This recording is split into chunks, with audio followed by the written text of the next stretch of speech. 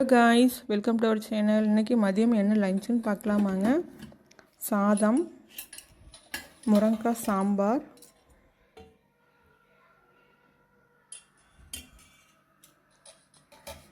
மிளகு தக்காளி கீரையில் பொரியல் பண்ணியிருக்கிறேங்க.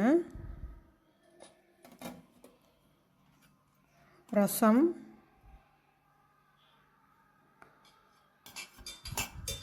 தயிர். மதியம் என்ன லஞ்சுன்னு பார்த்தாச்சுங்க. இப்போ காலையில் சாப்பிட்றதுக்கு நான் தோசை சுட போகிறேன். வாங்க அது என்ன தோசைன்னு பார்க்கலாம். ஓட்ஸ் தோசைங்க. கடாயில் ஒரு 3 ஸ்பூன் ஓட்ஸ் போட்டுக்கலாம். ஸ்டவ் ஆன் பண்ணிவிட்டு அடுப்பு சிம்லேயே வச்சு இந்த மாதிரி வறுக்கலாங்க. லைட்டாக சூடேறினா போதுங்க, ரொம்ப நேரம் விட்டுறாதீங்க, ஒரு மாதிரி கருகின மாதிரி ஆயிரும். இது இப்போ ஆறுனதுக்கு அப்புறமா ஒரு மிக்ஸி ஜாரில் போட்டு பவுட்ரு மாதிரி அரைச்சி எடுத்துடலாம்.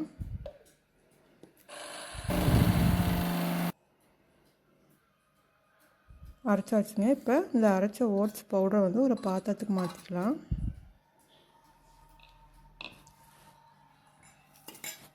இப்போ இது கூடவே நான் ஒரு 2 ஸ்பூன் கடலை மாவு போட்டுக்கிறேங்க. கூடவே கொஞ்சமாக ஜீரகம், ஒரு சின்ன துண்டு இஞ்சி இந்த மாதிரி திருவி போட்டுக்கோங்க. கொஞ்சமாக கொத்தமல்லி இலை கட் பண்ணி போட்டுக்கோங்க. சின்ன வெங்காயம் இல்லைன்னா பெரிய வெங்காயம் குட்டி குட்டியாக கட் பண்ணி போட்டுக்கோங்க. தேவைக்கேற்ப உப்பு ஆட் பண்ணி கொஞ்சமாக தண்ணி கலந்து தோசை மாவு பார்த்து கலந்துக்கலாம்.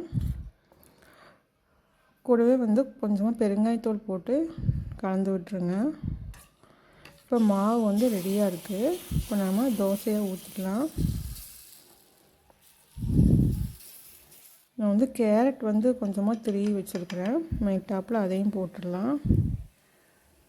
கொஞ்சமாக நெய் விட்டு இப்போ 2 பக்கம் திருப்பி போட்டு சுட்டு எடுத்தோம்னா ஓட்ஸ் தோசை ரெடிங்க. இந்த மாதிரி தோசை நீங்கள் வெயிட் லாஸ் பண்ணணுன்னு நினச்சிங்கன்னா இந்த மாதிரி தோசை ரெடி பண்ணி பாருங்கள். ரொம்பவே சூப்பராக இருக்கும். இப்போ தோசை ரெடிங்க. இப்போ நம்ம வச்ச சாம்பார் ஊற்றி சாப்பிட்றலாம். இந்த வீடியோ பிடிச்சிருந்தா லைக் பண்ணுங்கள். தேங்க்ஸ் ஃபார் வாட்சிங்.